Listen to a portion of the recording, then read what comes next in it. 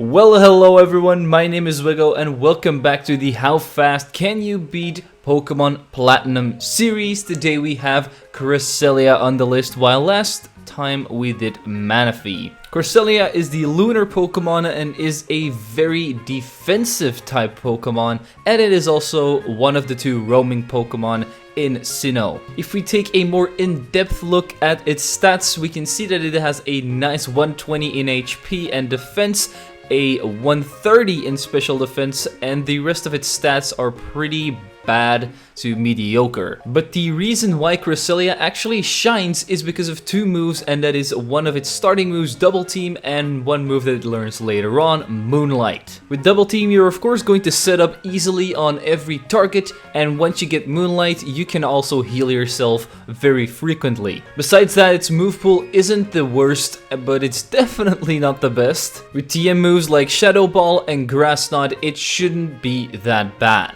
Before we get into the video, let me know in the comments down below what you think about Cresselia and where it will rank on the list against all of the other legendary and mythical Pokemon. If you guys could smash 4,000 likes for Cresselia, I would be very proud. I bet y'all can do it. And let's just jump right into it. So I wanted to see what kind of name you would get if you didn't give yourself a name, and apparently it's Plato, the Athenian philosopher from back in the old days. Not really sure why though. And if you do the same with your rival, his name becomes Pearl. I wonder if you keep redoing it, it might also turn into Diamond because this is Pokemon Platinum. I decided to switch out Chimchar for Cresselia so that we have to face Empoleon in the end, which is the best starter to face our Cresselia since he's Steel type. After then confusing my rival's Piplup a couple of times with some math homework, we can easily move on to our house, where we get a package that we have to deliver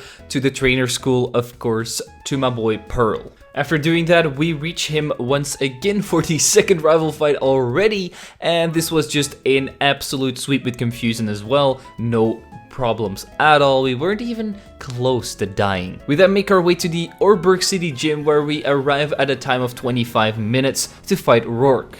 And this is basically just a battle of luck because I have to set up all of my double teams, and then I have to take out the Geodude, Granidos, and Onix without getting hit too much. If the Granidos hits me 2 times, I'm dead with a headbutt or pursuit. And this took me a couple of attempts because Granidos just didn't want to miss. And with his big head, he absolutely wrecked my Cresselia a couple of times. Of course, after trying enough, I could easily sweep through his team with confusion, even though it barely does any damage against any of his Pokemon. And to take down all of his Pokemon, I had to use a total of 14 confusions. Yeah, they did miss a lot of moves. On my stroll to the Valley Windworks, I picked up a God to remove annoying obstacles out of my way, just with a snap of the fingers. And then we ran into Morse, which is a very annoying trainer because of her second Pokemon, Purugly, which has Feint Attack. And for the ones that don't know what Feint Attack is, it's a move that never misses no matter how many double teams I have set up. But luckily, Confusion has a side effect where it has a small chance of actually confusing the Pokemon as well. I know, mind-blowing.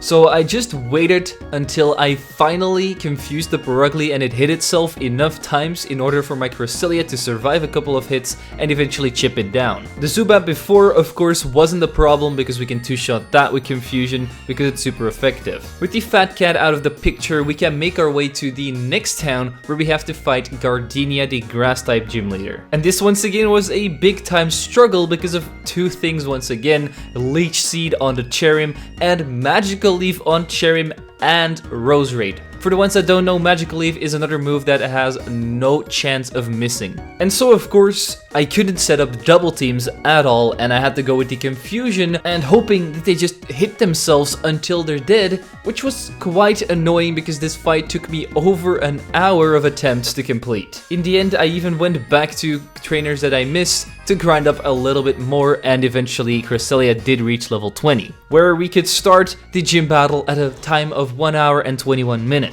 The first Pokemon is a Turtwig, which can't really do much to me except for hitting me with a couple of grass knots or razor leaves, so in the end we can easily take it down with, you guessed it, Confusion. Next up is Cherrim, which is the same as always, a pain in the ass. After me hitting it a couple of times, it missed a Leech Seed and eventually went down after me spamming Confusion, of course. And last up is Roserade, and I got the luckiest I could ever get. I get a critical hit on the first turn and it confuses as well. Next turn it hits itself and I can take it out with another Confusion. Next on the list is Commander Jupiter with the Zubat and Skuntank. So I of course start off with double teaming on the Zubat, eventually taking it out with Confusion, then Skuntank comes out. Of course I cannot use Confusion here, so I'm gonna go with a Return until I eventually take the Fighting Spirit out of it and finally go to the Cycling Road where I have to do a lot of parkour, take on a total amount of 0 trainers. Time to go to my favorite French gym leader, Fantina, with the Ghost types, and of course Ghost is pretty damn bad for Cresselia. So after getting slapped a couple of times by Duskull and Miss Magius, I eventually did get enough luck with my double teams to avoid all of the attacks. Duskull was a 3-shot because one of my moves was a critical hit. Miss Magius decided to act tough, so didn't want to go down even after spamming 8 Confusions on it, but after the 9th it finally crumbled and I could move on to Haunter, which was a 2-shot. Next up is another rival battle with Pearl, and without even setting up double teams I can 3-shot Staravia with Confusion. Ponyta is a 3-shot with Confusion as well. Prinplup just kept on hitting itself for some reason, I don't know why. And so he also took 3 Confusions to the face before he went down. And last but not least, Roselia, because of the poison typing, is also a 2-shot. I of course then ran into a trainer with a Bronzor, and this was the longest battle of my life because I only had Confusion and Return, and it just didn't want to die. Oh boy, I can't wait for the Steel type gym or Lucian with his Bronzong. The next gym leader is Maylene, which we reach at a time of 2 hours and 12 minutes. And you may have already guessed it, but this is fighting type, so my mind is going to absolutely crush the Muscles. So I start off by setting up 6 double teams on her first Pokemon, Meditite, and then taking it out with 3 Confusions. Next up is Machoke, which is a 2-shot, but then Lucario comes out, which is a Steel type as well, so my moves aren't doing too much damage here. Luckily it isn't able to hit me much, so eventually after spamming Confusion for 5 turns, I got myself another gym badge, and that makes it 4. Before we head on to Crasher Wake, it's time for Pearl once again, and I start off once again by setting up my double teams on Staravia. We also do have a new move in Aurora Beam, which we can 2-shot it with, and this move will just be a pretty interesting move in general, not only with Staravia here. Next up is the Fiery Horse, which like last time is a 3-shot with Confusion. Roselia is a 2-shot with Confusion and Aurora Beam, and Prinplup actually ate my Confusions for breakfast because it took me 5, but he didn't really hit me and wasn't really a threat at all, so we can take him out as well. Moving on to Crasher Wake now, with a time of 2 hours and 38 minutes. So Crasher Wake RKO'd me a couple of times here, and with a couple I mean a couple of hours, because of course the first 70 attempts or so I couldn't even get past his first Pokemon, Gyarados, because it just kept on biting me or flinching me or killing me with Waterfall or Brine. And so eventually I got to Floatzel, but once I got the Floatzel, that thing just wrecked me with a crunch. 6 double teams up or not, this man just wouldn't want to miss. So I decided to grind up just a little bit and also learn the TM for Grass Knot to Cresselia, because that is something it can learn and it's very useful for Floatzel and Quagsire. And so after returning at level 34, I could take on Gyarados once more. This time he once again was able to do loads of damage with his stupid bites, bringing me all the way down to 24 health before I could eventually take him out with Grass Knot, because Grass Knot does way more damage than Confusion. I guess Gyarados is just a heavy boy. Next on out is Floatzel, which isn't that heavy, so Grass Knot takes 3 hits to take him down, and Quagsire is up last, which is of course Water Ground, so 4 times weak to Grass Knot, and he's a pretty thick boy as well, so he goes down in one of them. Then the Great Mars explodes, and this is by far the worst Safari Zone in any Pokemon game, just because of all of the mud. So who cares that it got blown into oblivion. We then go to the Foggy Route, and there is one thing good about the Foggy Route, and that is the TM for Shadow Ball, which we we pick up here. We then travel to Old Lady Town to have our first encounter with Cyrus, and normally this fight is super easy for any Pokemon player, but because I don't have the best moveset to take on his Pokemon, this was actually very hard. He starts off with a Sneasel, which you can basically only hit with Grass Knot, and since Sneasel is like super thin, so Grass Knot isn't doing anything to it, and I can't hit it with anything else. And it also hits like a truck with Ice Punch or Feint Attack, so you get the big picture here. Cresselia and Sneasel don't really match up too well. Besides that, he also has a Murkrow, which I cannot one-shot with Aurora Beam unless I get a crit, and he does a lot of damage with Feint Attack too. So yeah, I don't think Cresselia is going to be able to take on Cyrus in any battle in the future without any problems. So I start off the battle by setting up a bunch of double teams. I don't even know why, because half of his team has Feint Attack. Then eventually I start Grass Knotting the Sneasel, and I also get a critical hit with Grass Knot, taking him out in only a few hits.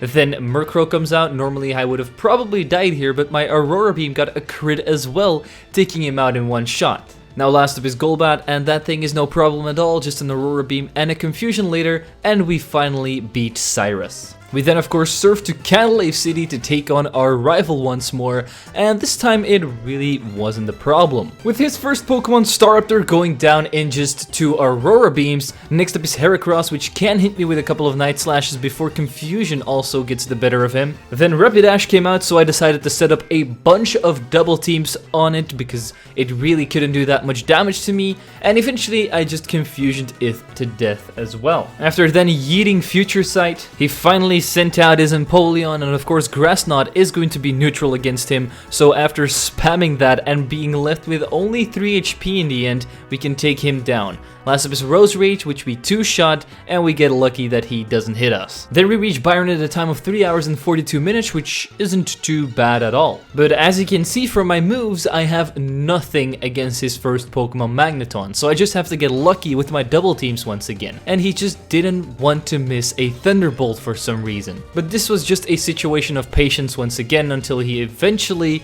missed enough Thunderbolts until I can eventually start hitting it with Grass Knots, which still don't do a lot of damage. But in the end, my Cresselia does come out on top after spamming it for a lot of turns. Next up is Bastiodon, and of course my Grass Knots were not doing a lot of damage against it for some reason, because even though it looks very heavy, it apparently isn't that heavy. So after wasting almost every Grass Knot on it, it eventually did go down. Now last up was Steelix, and 2 Grass Knots isn't enough to take it out, so we have to finish this battle with Aurora Beam. With that out of the way, we can now go to all of the lakes to try and save the Lake Trio from the commanders, but of course that's not gonna work out here. And so we smack all of them with my Confusions and Aurora Beams and Grass Knots, without actually having to lose a single battle against them. So I'm just going to skip ahead to Candice as my 7th gym leader. And we arrived there at a time of 4 hours and 22 minutes. But here is where the run takes a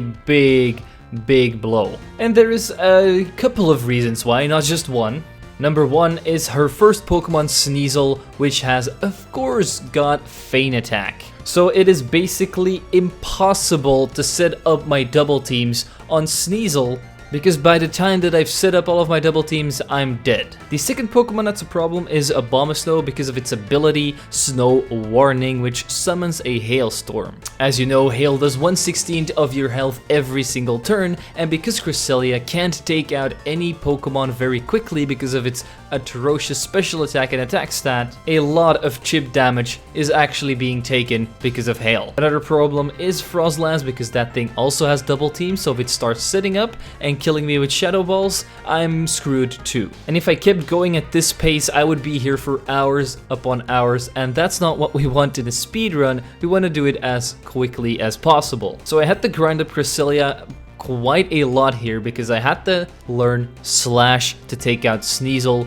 quickly. I also got rid of the move Confusion for Shadow Ball because later on we will be teaching Psychic to Cresselia as well. I tried returning at various levels, but level 55 was the lowest I was able to actually make this a little bit easier on myself. I started the battle by setting up 2 double teams on Sneasel and then proceeding to take that thing out with a bunch of slashes. Next up is Frozlast, which is a 2-shot with Shadow Ball. Abomasnow, like always, does a bunch of chip damage with its snowboarding ability before I take it out with 3 Shadow Balls. And finally is Piloswine, which actually almost made me lose this battle because it just didn't want to go down with Shadow Balls, but eventually I got a special defense drop before the hail chip damage could take out Cresselia. And just like that, we have 7 gym badges with now a lot of time that it was wasted. But now we can finally use Rock Climb and pick up the TM for Psychic, which is going to be our best stab move from now on. But let's move on to his ass whooping. He starts off with Sneasel, and I don't want to set up double teams, so I'm just gonna go with the slashes here, and 3 of those can take him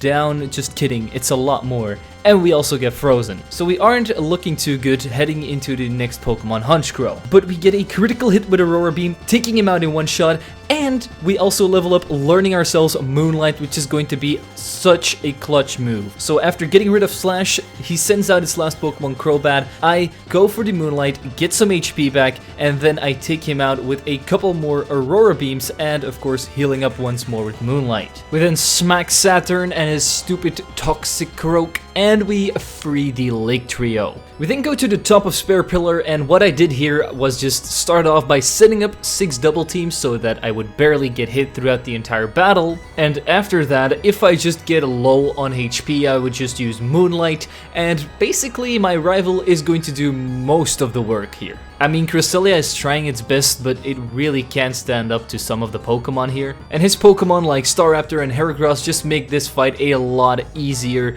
because of their high attacking stats. Of course, Dialga and Palkia show up, yada yada yada, Lake Trio, boom boom, Portal, and we go to the end of the Distortion world. And of course, Cyrus wouldn't be Cyrus without him giving us a bunch of troubles. He has a bunch of dark types on his team like Honchkrow, Houndoom, and Weavile, and my Cresselia can't really hit them very hard. Since my only 2 attacking moves at this point are Shadow Ball and Aurora Beam, and there is basically no other viable option at this point, because I can't learn Psychic, since that of course does not affect dark type Pokemon. But eventually I was able to win against Cyrus with this very bad moveset.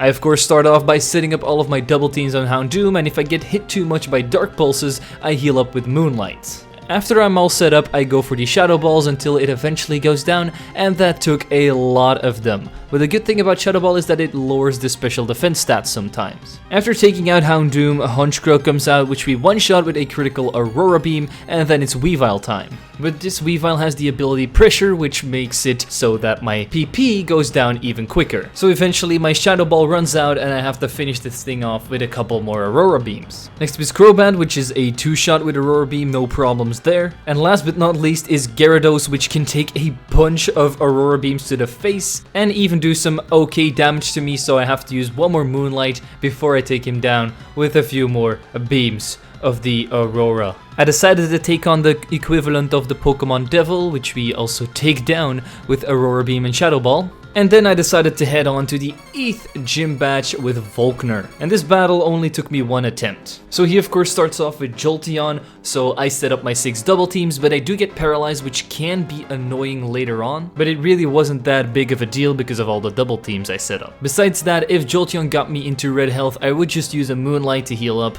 and eventually my Shadow Balls would get the better of him. Next up was Raichu, which took 3 Shadow Balls. Luxray took 2 Shadow Balls because of a special defense drop, and last up is Electivire, who also goes down in 2 Shadow Balls because the second one was a critical hit. Next up is another rival battle, the last rival battle, with my boy Pearl. And his team is totally easy to take down except for one Pokemon, Snorlax, and you might know why. Snorlax is very, very special defensively bulky, and he has the move Rest. and I cannot use Shadow Ball on him because that doesn't affect normal types, so the only thing I can do here is Aurora Beam, and most of the time Snorlax also has thick fat, so it's basically not very effective. So I really wanted to keep Aurora Beam for Garchomp and for Bertha, but I had to get rid of it for Psychic, otherwise I just could not take down Snorlax. And so I jumped back into the battle with Psychic. I two-shot the first Pokemon Staraptor. The next two Pokemon were Heracross and Roserade, and both of them go down to single Psychics because they're weak to it.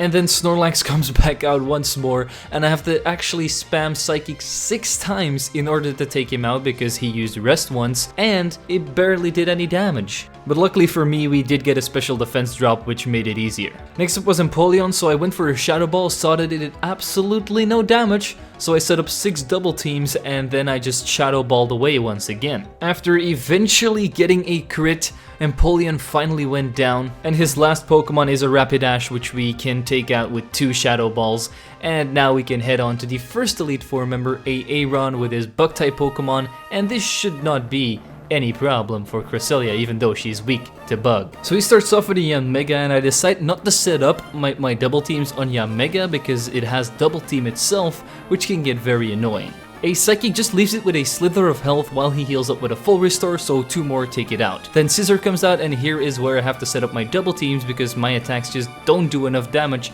because of his steel typing. It does have a lot of moves like X Scissor and Night Slash, which are good against me, but it is never enough to one-shot me, so I'm able to set up my double teams, go for a Moonlight if I get low, and eventually with all of my double teams set up, I can Psychic him to death, which actually only takes 3 turns. Vespiquen comes out, but I get a critical hit with Psychic, taking him out in 1 shot, and then Drapion comes out.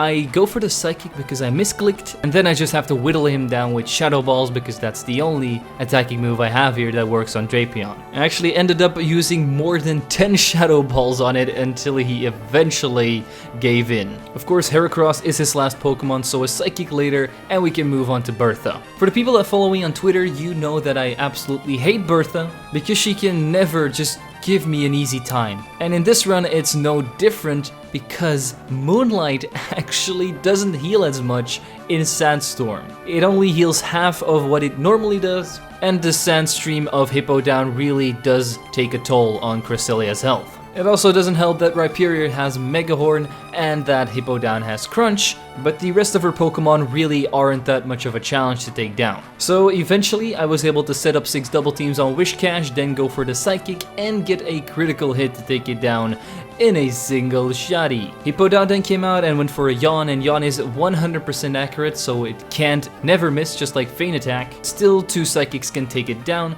and then she sends out Rhyperior. And this boy got so close to taking me down because he eventually hit a Megahorn, and the Sandstorm chip damage just did so much damage that I was left with 7 HP. So I of course had to heal up with a Moonlight until I could finish it off with a couple more Psychics. Golem then came out and it just didn't want to go down, just like Rhyperior. I went for Psychic a couple of times, he healed up with full restore. I went for Shadow Ball and 1 more Psychic and he was down, while I actually used my last Moonlight here. Last was Gliscor, who went down to a Psychic Shadow Ball combo because Psychic actually got a special defense drop on him. Time to head on to the Fire type user Flint. He starts off with Houndoom, so I set up my 6 double teams and spam Shadow Ball until the cows come home, because I actually have to keep Shadow Ball on Cresselia for Illusion. Then Flareon comes out, which is a 3-shot with Psychic. Rapidash takes 2 hits. Infernape takes 1 Psychic because of his weakness. And his last Pokemon, Magmartyr, takes 3 Psychics to the face because he is pretty bulky. So with Flint out of the way, we can head on to Lucian, which should be no problem at all with Shadow Ball in our arsenal. He starts off with Mr. Mime, and this thing just cannot touch Cresselia whatsoever, so I set up my double teams and then go for a couple of Shadow Balls to take it down. Espeon is a 2-shot with Shadow Ball because the light screen from Mr. Mime was still up. Alakazam is up next, which is a 2-hit. His second to last Pokemon is Bronzong, the Steel Psychic type, and because this is Generation 4, Shadow Ball is actually neutral against it. And because of Bronzong's bulk, he can take a lot of them, but eventually I get the special defense drop, so after he heals up, it's only 3 more Shadow Balls until he sends out its last Pokemon, Gallade. Despite it being super effective on Gallade, it can still tank 2 of them pretty well, so I ran out and I have to finish this battle with 1 Psychic. And now it's time to head on to Cynthia. And Cynthia wasn't easy at all. The reason is because I only have 2 attacking moves, which are Psychic and Shadow Ball, and total they only have 25 PP. And Cresselia doesn't do a lot of damage, and Togekiss, Milotic, and Spiritomb are all pretty bulky, and Spiritomb also has the ability Pressure, so it makes me run out of Shadow Balls pretty quickly. Most of my attempts end in vain because once I get to Togekiss, I just don't have any PP left on my moves. So I either have to get a bunch of critical hits or a bunch of special defense drops. After about half an hour of attempting, I eventually did not run out of PP. And so she starts off with Spiritomb as I set up my double teams and switching between Moonlight if I get low in the health department. After that is all set up, I go into my Shadow Balls, and 3 of them is enough to take down Spiritomb because one of them was a special defense drop. Lucario is next, and we can 2-shot him with Psychic. Then Garchomp comes out. I go for the Psychic, see that it doesn't really do enough, so I go for 2 Shadow Balls to hit him a few more times because Togekiss isn't going to be able to get hit by Shadow Ball. And then I use 1 more Psychic to take down Garchomp. Next up is Milotic, so I go for the Psychic, get the special defense drop and take it out with 2 more Shadow Balls. Roserade decided to not go down with a single Psychic, so she healed up. I went for the Shadow Ball and then 1 more Psychic took it out, and finally is Togekiss, the bulkiest on our team. It actually did some decent damage with Shockwave, which can never miss by the way, and eventually I did have to use my last Moonlight before I took it down with 3 Psychics and hit level 69. Nice! So with the Cynthia battle out of the way, we are now champion, but let's check out Cresselia's final time. 8 hours and 25 minutes, which puts it just above Regigigas, only slightly. If I didn't have to grind for the Glacia battle, I would have easily been able to top Darkrai, but sadly enough, Cresselia just isn't as good for running through a game. It is a great stalling Pokemon, I do believe that, but attacking wise, Cresselia is definitely lacking. So with Cresselia out of the way, we only have a couple more Pokemon to go before we finish off this series. Those being Shaman and I think the Lake Trio. Of course, like always, I want to thank the Patreon and membership supporters for supporting the channel. Thank you so much. The link to that is in the description if you want to sign up yourself. Merch is also still available, so if you want to check the description, all the links are over there. And as always, people, don't forget to leave a like, subscribe, and share this video with your friends. I'm zwiggojr, and I'll see you guys next time.